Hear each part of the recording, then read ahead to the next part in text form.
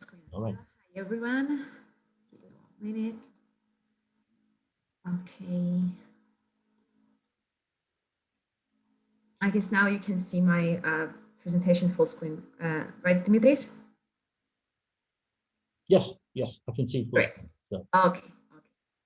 So, hi everyone. My name is Panagiotta Polikakou. Dimitri, thank you so much for the introduction and for inviting me here today. So, today we're going to talk about women who are involved in entrepreneurship, and we will see whether their gender affects their career and what is their reality in Cyprus regarding their challenges and opportunities. And Dimitris already did a short introduction for me. I will just maybe repeat a few things and then move on. So I'm working as a program manager at Gender Smart. Gender Smart is a new project at the Cyprus University of Technology that aims gender equality. Actually, it aims to apply gender equality in the workplace, in the university, in the campus through a gender equality plan. So I'm honored to be part of this uh, great project. And yes, I'm a graduate from the University of Cyprus. I have been in the US for a few months well, not last summer, it was 2019, but 2020 doesn't count. So yeah, I was there as one of the European leaders representing Cyprus for training on social entrepreneurship and leadership under the program SUSI. And coming back to Cyprus, I initiated the first digital awareness campaign for social equality, Theologia, and Let's Name and Shame, another group that aims the awareness for sexist advertisements in Cyprus. And now we are running Biennale Foundation, which is supported by the US Embassy in Cyprus. And as Dimitris mentioned, I have been a mentor at Junior Achievement and STEMI Africa. It's an organization in Africa, in the countries of Africa that support girls who are working in STEM.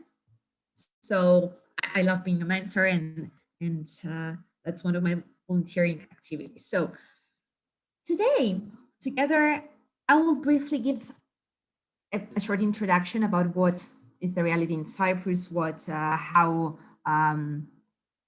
do we mean by saying representation of women in entrepreneurship, and then I will present the challenges and opportunities women in entrepreneurship have, and then we will conclude together whether and why diversity matters. So 2 years ago, I was learning about entrepreneurship and startup ecosystem in Cyprus at the university. And we had some data regarding the representation of women in entrepreneurship. And we've seen that, yes, there is an underrepresentation. We see that the numbers of women entrepreneurs in Cyprus are significantly lower than that of men. And then I raised many questions around this topic, whether sexism and discrimination affect this underrepresentation. So because I had those questions, I decided to write my thesis around it, which was named Who is She? Entrepreneurship, Gender, and Major Constraints in Cyprus.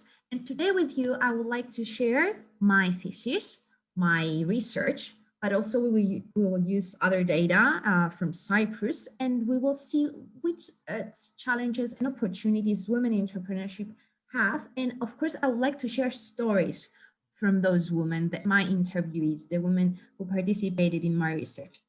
So um, even though women are part of the professional labor for over the past years, their entrepreneurial activity is significantly lower than that of men. So we see that research shows that women deal with the image of an entrepreneur who is presented mostly as a heroic, rational man that exclude women and creates barriers for women entrepreneurs. So as entrepreneurs have traditionally been men, it seems that the relationship between masculinity and entrepreneurship is strengthened. And then we result to the phenomenon that we say gender for entrepreneurship. This parameter, this factor affects what we define today as entrepreneurship. So we know that similar trends have also been in Cyprus, where we see that women entrepreneurs are less likely to be involved in early stage entrepreneurial activity than men. And the ratio of entrepreneurial activity of female to men, it's 2 to 5 in Cyprus. Cyprus, has conducted an island-wide research so we can better understand the needs and challenges of entrepreneurs in Cyprus. And in their research, 52% of survey responses were entrepreneurs coming from the north and 48 coming from the south. And we see that 27% of the founders in the north were female and 20 were female from the south. And still, we see that this representation is again repeated in the most recent survey in 2020, last year. So while conducting my research, I focused on 4 questions that I think are really interesting. First of all, I wanted to learn more about the constraints women entrepreneurs face in Cyprus. Then I wanted to investigate whether their role, whether their gender affects their career. And I would like to see whether they define entrepreneurship differently and why they choose to become entrepreneurs. So I would like to start with the challenges. Okay, one of the main problems that 5 out of the 12 interviewees I had mentioned that it was the lack of funding programs, opportunities to get grants and funds for their startup, but as well as the limited access to finance, they have attributed that to the behavior and beliefs of investors. And I would like to share one of the testimonials the women entrepreneurs shared with me. They're saying that in Cyprus we lack funding. You can easily persuade anyone that your business helps other people, except if 10 million people in the US buy your idea. So the investors, then they will believe in you. Funding is not easy accessible. The programs for female entrepreneurship aren't helpful and they need restructuring.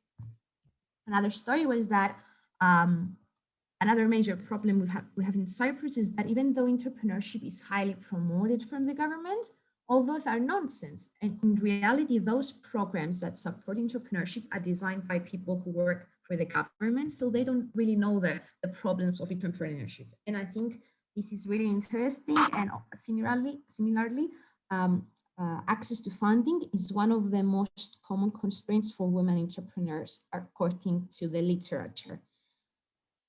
Similarly, the report of Cyprus Inor that I mentioned before showed that the top challenge entrepreneurs face when starting, operating, and growing their business is the capital, is funding. So moving on, that's a really interesting one. Discrimination and underestimation were important and highly marked problems by most of the interviewees, and they accused such behaviors to the culture of Cyprus. That's why I named the second challenge as culture.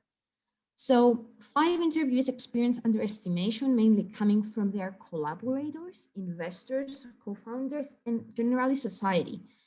So let's see what they told us. If a woman wants to enter entrepreneurial world and she doesn't have the right attitude and she listens to what everyone says, then she won't survive. Unfortunately, the culture does not take women seriously. What they have been told is phrases like "who is she?" That's why I used that phrase for the title of my thesis. You work too much. You always travel. How can you handle it? So one of the interviewees was underestimated for her ability to manage her professional and personal life and motherhood. In our society, there is lack of encouragement, once women said. We need to encourage more women to take a risk, engage, and get inspired by other women. We need more examples. More examples should be heard. In research, this phenomenon, it's described mostly as the lack of fit and is based on gender stereotypes that results on that underestimation, and it's a penalty for women and entrepreneurs. And similarly, women, another research promotes that women refer to not being taken seriously and being invincible when they're dealing with their business. And we see again the report of Cyprus that the societal pressure culture was reported to be the greater challenge for female entrepreneurs. That's also really interesting for me when comparing those two reports. So moving on, common characteristic that most of the interviewees had is that they were members of an incubator. Sorry, I missed something. No, I was on the wrong note. So yeah, okay. So according to the interviews, all mother entrepreneurs face underestimation about their ability to balance their work and personal life, as we've seen before. And we see that one story shared was that generally for a woman who would like to be involved with entrepreneurship, things are really hard, especially if she has a child like me. She has many responsibilities. It's really hard. Her path is not easy. She faces underestimation, and she might be asked how you will handle the entrepreneurial lifestyle. Aren't you a mother? This was said to me. A common characteristic that most of them had was that they believed they lacked business skills. That's why they joined incubators and accelerators and programs in Cyprus that support women entrepreneurs. And they said that I believe the main benefit I acquired was confidence combined with the feeling that I wasn't alone in this. Most of the things I learned, I didn't know them before, but it was more than that. Listening over and over again that shuriken success was significant for me. So we see that an environment such that of an incubator or an accelerator encouraged women, boosted their confidence, and it's really interesting. Well, an unexpected finding was second generation gender bias, and I will explain what this is. So most of the interviewees shared experience also described how their gender played an important role in their previous working life. So surprisingly, half of the women interviewees said that they did not experience gender discrimination during their entrepreneurial career, but they shared stories of the previous job experience when they were treated unfairly and experienced sexism. One interviewee shared such experience when she was working as an engineer and politician, even though she did not experience such a constraint when she was an entrepreneur. And she said that I had to prove myself 3 and 4 times, both in engineering and politics. They always say for women, what is she saying? So the working hours are double. I had to work harder in order to prove that I know what I'm saying. Listen to me, I'm equal to men.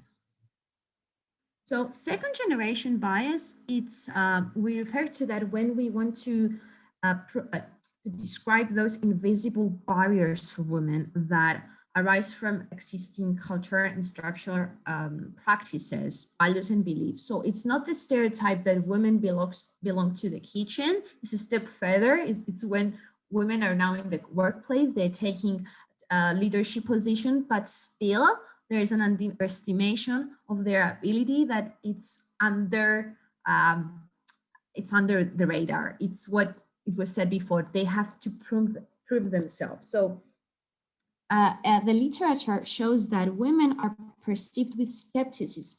They have to prove their knowledge and competences, and they have to work harder than men to prove themselves. So in a meeting, according to one of the interviewees, she said, I can observe that people tend to talk for the more difficult subjects, such as the numbers, the financial of the business, with my co-founder, who's a man. So, I mean, they're looking at me, even though I know the numbers better because that's my responsibility.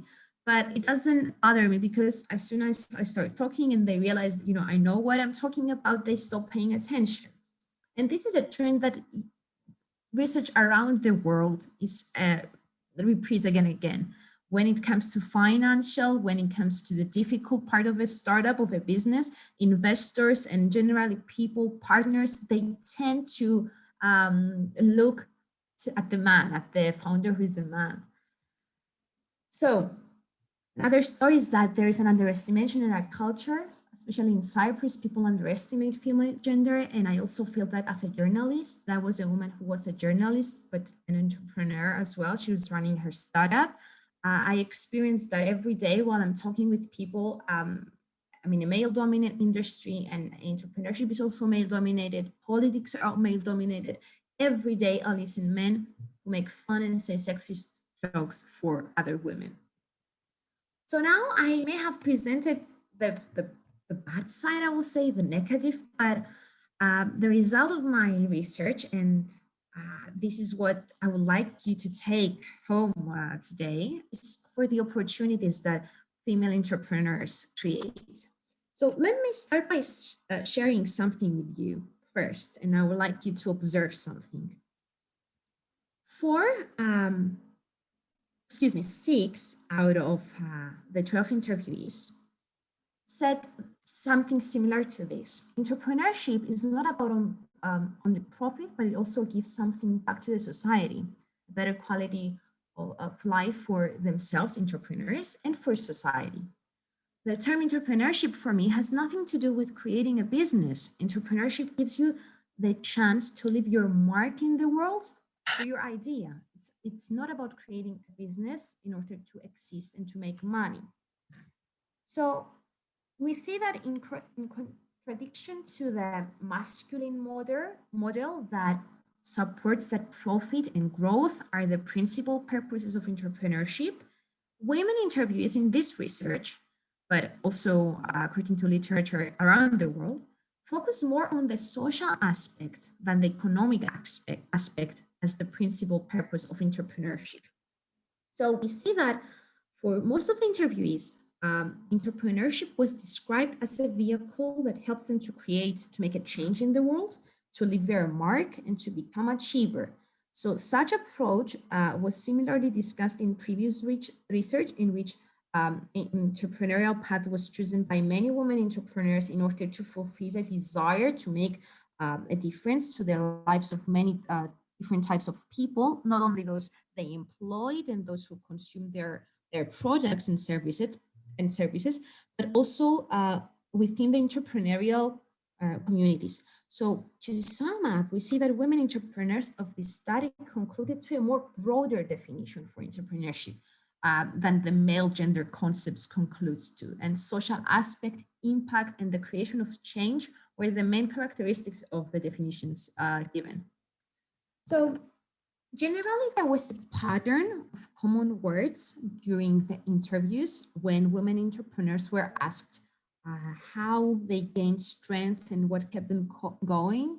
It was the words passion, patience, determination, perseverance, setting goals and targets, and authenticity. And the main force that encouraged women to enter entrepreneurial world was their desire, as mentioned before, to make a change in this world, to leave their mark and to acquire their own business. And factors such as economic crisis, identification of opportunities, and describing situations in previous job positions were also similar minor factors that encouraged them to follow this career path. So it will be really interesting to question whether discouraging situations from previous job included gender discrimination was a factor that led those women to create their own startup, as the literature supports that many women start their own business in order to break free from social constraints. So the question here is whether choosing to continue in the industry, to be employed by someone else, was affected by those discouraging situations we've seen before, the second generation gender bias. Was that a factor that pushed those women to start their own business? So that's a really nice question I made at the end of this research, because it stands out. So yes, again, this might be justified by the fact that half of them share their experience in prior job positions that mostly included discrimination, generation gender bias. So to sum up, we see that women gave a broader and unconventional definition for entrepreneurship that included the impact in the society, and they did not identify their gender as a main constraint, neither as a force that led and affected the constraints they encounter. But as mentioned before, the rejection and the lack of funding that the experience might be affected by their gender, because unconscious bias and stereotypes might excuse me, and yeah, sorry. So we know that lack of funding and underestimation from the culture might have been a factor that was affected by the gender, but they have not identified that. That's why they didn't mention it. That, I think because I'm a woman, I didn't get the funding. But we don't know that, because if investors and bankers support the idea of entrepreneurship on the masculine model that says, entrepreneurship is about profit. What are you talking about? There is no profit when we're talking about social impact. Then yes, maybe their gender affected the lack of funding and underestimation by the culture. So women entrepreneurs in Cyprus, seems that they did not, again, receive support and encouragement by the culture. However, we don't know how their performance was affected. It's clearly, though, that being part of an incubator and being mentored was necessary for them, and passion, authenticity, and determination were the elements that helped them thrive entrepreneurship. So we see that gender is an important dimension in the entrepreneurship. It gives a broader definition for entrepreneurship. And another finding that it was interesting for me was that 9 out of 12 interviewees had creativity and artistic background as a common characteristic. And it seems that it was a trend repeated around the world, that women entrepreneurs usually have this artistic background as a common characteristic. And I can conclude that passion, perseverance, and a dynamic attitude were the characteristics that help them succeed and achieve their goals despite their underestimation they experience. So that's the last part I would like to say. Why do we need more women in entrepreneurship? Well, in fact, recent research from McKinsey shows that gender diverse businesses are 15% more likely to financially outperform above the industry median. And there is a substantial research that shows that diversity brings many advantages to organizations, such as increased profitability, creativity, stronger governance, and better problem-solving abilities. When we have employees and founders with diverse backgrounds, and they bring their own perspective and ideas and experiences, we see that they help the organization to be more resilient, effective, and outperform organizations that do not invest in diversity.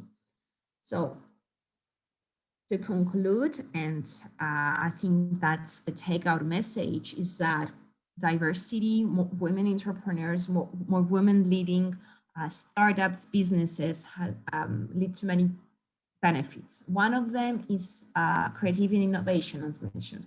We see that more diverse management teams have 19% higher revenues due to innovation. We have better problem solving and decision-making approach. We are led to more informed decision-making processes, and we have improved results. And according to a business review from Harvard, there is proof that diverse teams are able to solve problems faster than teams of cognitively similar people. in our case, men, and companies in the top quartile for gender diversity were 21% more likely to experience above of average profitability. And it proves that ethnic and cultural diversity resulted in 33 increase in performance. And lastly, we have better reputation because if we build and promote diversity in the workplace, this is viewed as more ethical and socially responsible company. The company is viewed as such, and it makes it easier for people to relate to the organizations. You know, it opens doors to new markets and customers and business partners.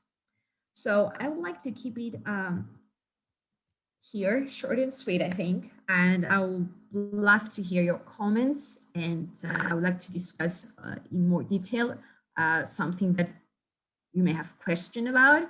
So go ahead, please, and shoot me with questions.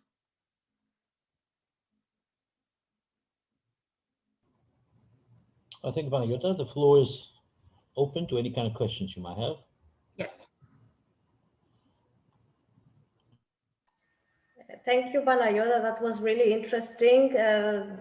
I'm sure you enjoyed writing your thesis and collecting all this interesting data from your participants. I just have one comment because, as I said that earlier, I teach students of business, and every year on the occasion of the International Day for Women in March, I dedicate that session to gender balance in entrepreneurship. And I came across a very interesting TED talk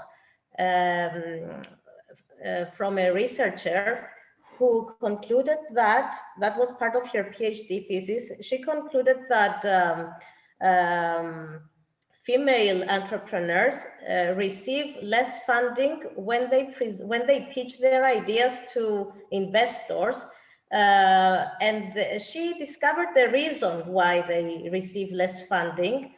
And the reason was the kind of questions that women are asked during their pitching. So men are mostly asked promotion questions that are targeted to success and profit making. While women were mostly asked prevention questions that are mostly oriented towards loss and just making ends meet. This was an interesting finding, and since you have mentioned less funding for women entrepreneurs, I don't know if your participants mentioned something similar about pitching and the kind of questions they are asked by investors or bankers when they ask for a loan.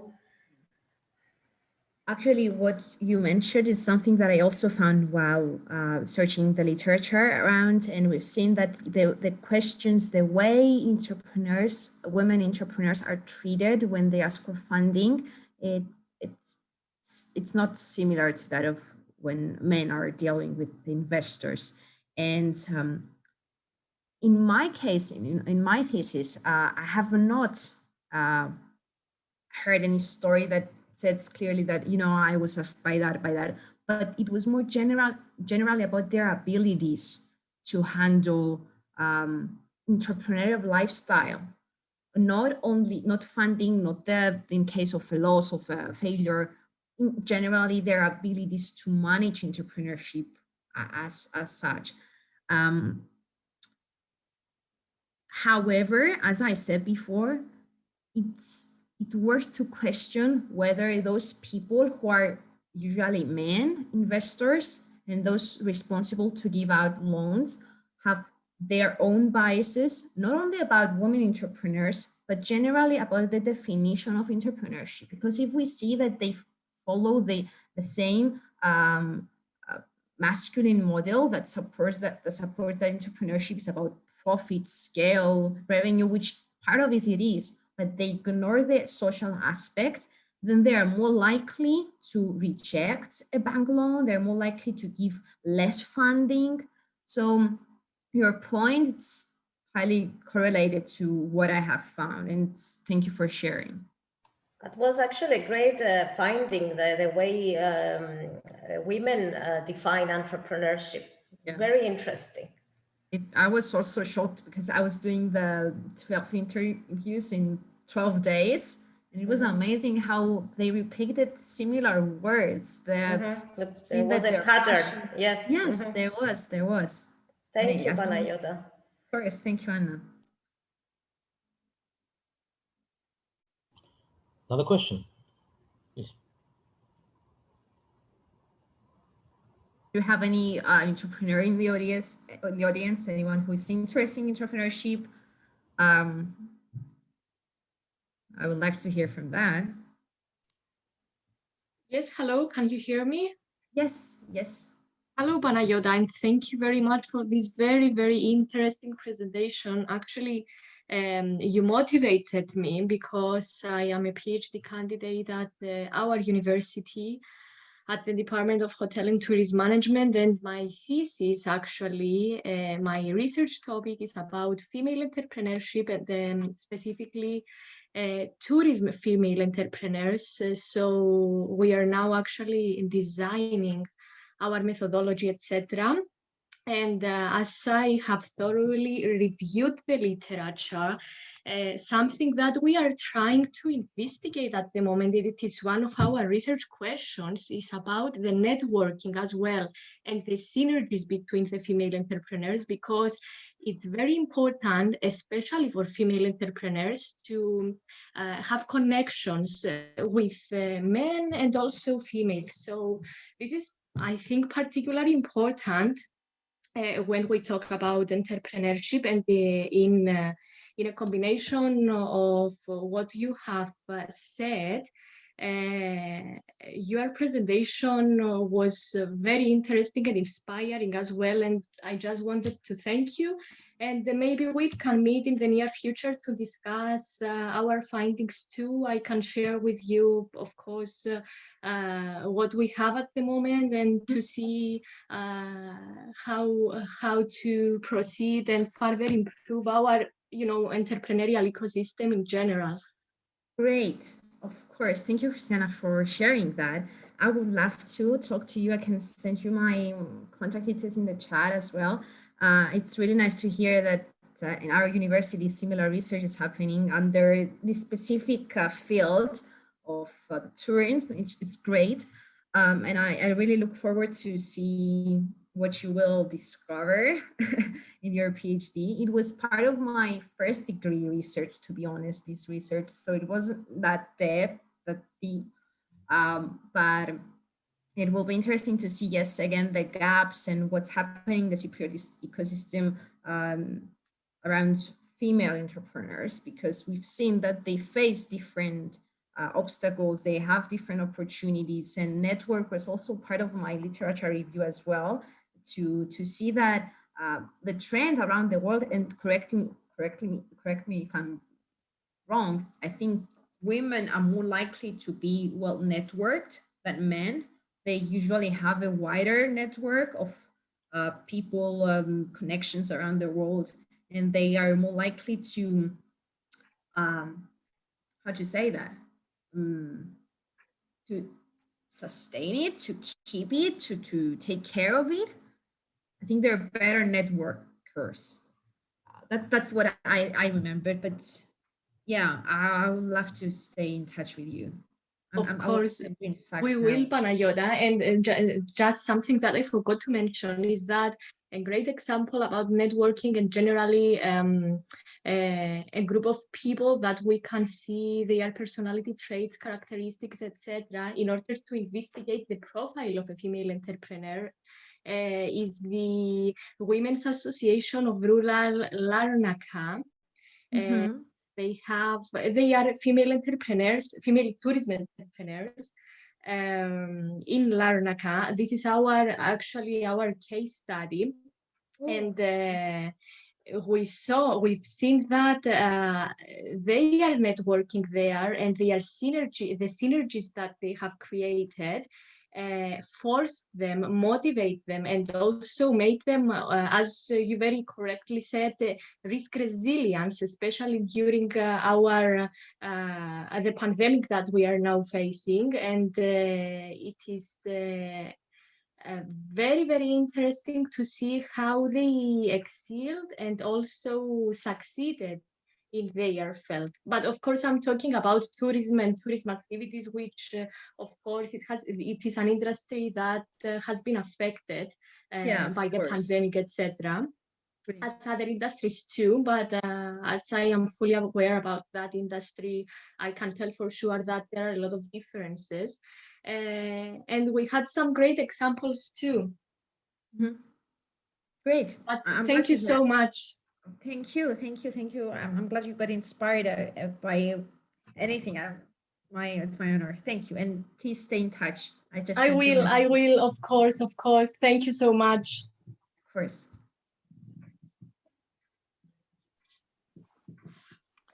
Hi, Panayota. I came in very late, sorry. So I only got the last bit of your presentation. I had another meeting. Just listening to you now, I'm thinking also about, like, there's a big move in Cyprus. Well, it's a global move, but like in recent years, there's been like a huge move to get more people, including women, to, gain some kind of like entrepreneurial skills and stuff. And I'm like from a very young age. So I'm thinking of things like Junior Achievement Cyprus and etc., which is like a fantastic initiative. And I'm just really wondering, as I said, I missed most of your presentation and I'm sorry, but I'm just wondering whether those kind of challenges and constraints also translate to younger girls who are trying to, participate in these kinds of competitions, the types of products or ideas that they come up, the kind of support that they have, because then it becomes like also a bit more complicated because the network of support is varied. Like you've got the teachers, you've got like mentors, and then those who manage to get to kind of like this final stage also have to pitch and whatever. So they do go through the process, but I'm just wondering, what your thoughts are on that, basically. It's really nice point for me. I have been mentor at Junior Achievement the last year, and I had many classes. I had students from the university and from schools. And what you're saying, I can really connect the opportunities and challenges they faced with the literature, with what's happening at school. But I would like to share with you this. When we were about to decide who will be the CEO of the startup, in all the teams I had, the boys were more likely to say me. Girls needed that encouragement from me because their teacher was for, in all the cases, was a man, and he was like, and he encouraged more boys. But while me being there, seeing a woman mentor, and I was like, come on, girls, don't you think you have the skills? And they were like, yeah, but this role is usually for men. So we see that in their minds, in their beliefs, they have those, what we said before, the heroic rational man as the person who will run the business. They have this model, they're this το καλούπι στο μυαλό τους. So they're less likely to put themselves in that position. So maybe that explains the trend that we have now. Less women choose those roles, they're less likely to run their own business. And then it's a circle. Then investors are, maybe some of them are biased, and it's more likely for them to believe in a woman, to set high standards for them. It's less likely to fund them, and it goes around. So I do believe that, yes, Junior Achievement is an amazing opportunity, and it's thriving in Cyprus the last few years because it gives that that gives to kids this opportunity to put themselves in that position, but more impact has for girls, and that's what matters for me. Thank you for your comment. It's really interesting. Yeah, thanks for your response. And definitely, I think more girls get involved because of junior achievement. And even if it's just like participating in groups where there's like boys and girls, but then also like participating in all girls groups. So I think that's really fantastic. But yeah, I guess the big question is like, how do we, what other steps could we take to kind of like empower that, to make that leap? I guess that's like the $1 million question. It's true. It's true. And next week, I would like also to promote our talk, Dimitris. Next week, we're talking about women in STEM. And we're going further into that childhood moments we have and how they lead to us to today, to having less women choosing those fields. And then we will conclude on what can we do about it? How can we empower more girls? So it will be interesting to see that as well. So if you have time next Monday at 3, you can join us there. It will be nice because I think it's highly related to entrepreneurship and choosing those fields. Thank you, Christiana. Any other question? Is anyone working around business or startup in Cyprus? Actually, I can share something. Maybe you can help us with networking. Yes. I work for UNFICYP, United Nations, and we work with the civil society. I work in the civil affairs section, where we work with the civil society, and we focus on different thematic areas, where one is innovation and entrepreneurship. We choose social innovation and entrepreneurship to reach different civil society organizations and individuals, because we have been working with different groups for arts, sports, culture. So with the pandemic and with all that we have been observing, we decided to focus on different areas as well to reach different groups. We are planning to organize end of May, beginning of June, a big, we want it to be a big mass, a Zoom webinar about social innovation and entrepreneurship, which will be followed by 2 series of workshops where we would like to attract youth and women, especially from different let's say beyond Nicosia, because the idea is to reach new faces and try to bring in different people to be part of the economy. So the idea is social innovation and entrepreneurship for inclusive economy.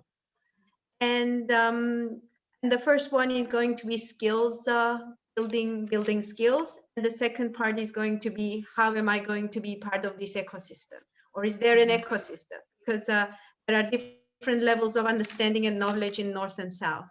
So we generally work with North and South in parallel. And so this is where we are. We had a group of organizations, the local North, South, INNO as well, as you mentioned, and an Irish company, some EU-funded projects that we're working together, including UNDP, that we started to collaborate as well. So maybe I can share my email address here in the chat, and you can, if you're interested to be part of it, or if you would like to just connect to this and share what we are doing with your networks, so you can help us. And if we can help you, we have different activities as well, like networking, NGO networking, civil society. So maybe we can help each other to share all this information and the knowledge. So that's and thank you for the presentation. I didn't mention it in the beginning. It's good materials to digest. Good. Yeah.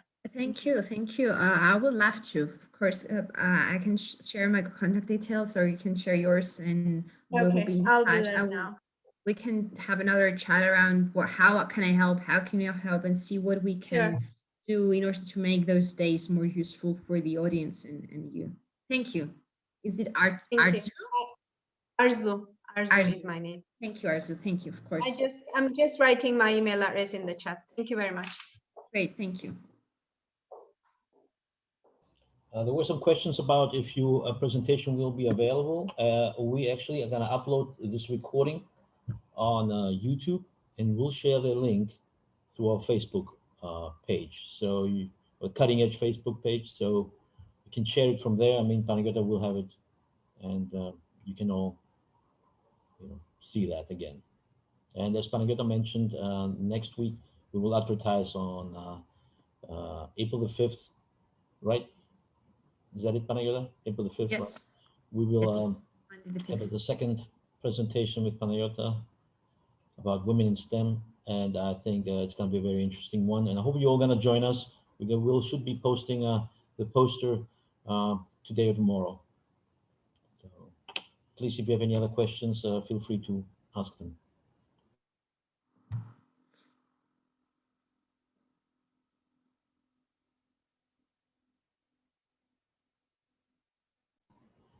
I got one question for you, Panagiotta. I said about the attitudes and motivation. I've been teaching like senior, at the business department, and every time I talk to, the students, doesn't matter if they're male or female, especially the female part, that nobody's interested really to become an entrepreneur. Nobody's interested, sorry? Nobody is interested in becoming an entrepreneur. Everybody wants to get a good job in a bank or in a financial institution. So how do you change this attitude? I mean, as a lecturer, it's like, how do you approach that? Even though I studied in the United States and the dynamic there was different, you're running into this problem that they're investing a lot of time, they study a lot, they go through all that trouble to get a degree just to get a good job. And how do I I would like to contribute to changing the attitudes in a way. I mean, how could I do that? I'm not surprised by that. I'm not surprised at all. Well,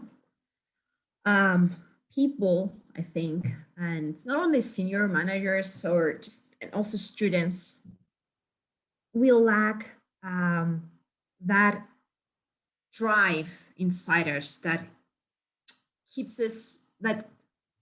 helps us to define what we want to achieve in this world. We don't have that. We just want, the usual, having a job, family, but not creating impact. Your job, if it's just about numbers, then you're okay with that. We like to see the impact. We don't find that important. What I have experience at the university that changed this attitude, because I was also like that, and I have to admit it, that I wanted to become something that will give me just enough money to have a good life, but I was ignoring the social impacts of my life.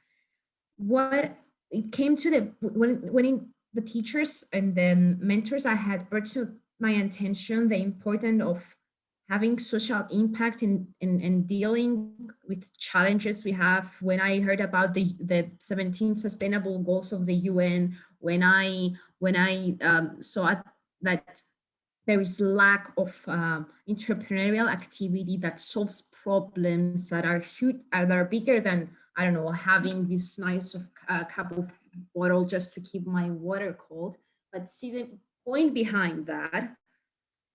When I came to that point, when I realized that there are bigger challenges that we need to face and no one is doing anything about it, then I woke up. And the literature says that not all people have this call. They don't have this drive. And it's just 5% of the population that wants to become entrepreneur, wants to create something. So it's not uncommon to find, but that doesn't mean that we can teach people to find it inside them. So what I will point out is helping people to understand that doing something that has impact in society, that solves a problem, has greater benefits than the usual casual business job that deals with finance and loans and banks. It's a hard question. That's my personal experience, although I don't know if it helped you at all. It's just random thoughts, but I guess at this point, everything might help. It's just sometimes parents, especially female students, see you as a threat because you try to change them, you know, encouraging them to do something different instead of finding a good job, which if you ask them, what do you consider a good job? They have a hard time defining it. So yeah. no, thank you, Panagiotis. I appreciate that. So I hope it was helpful. any other questions? I guess, Panagiotis, we can wrap it up. I would like to thank everybody for showing up here. Okay, please join us for our next presentation with Panagiotis. Okay, and we're looking forward to that presentation too. And as I mentioned before, the presentation will be available through YouTube, and I'll try to do it like by tonight. It should be available. So, Panagiotis? Thank you everyone for being here. Thank you, Dimitri. All right. Have a great day, everybody, and I hope we're going to see you on April the 5th. All right. Thank you for joining us.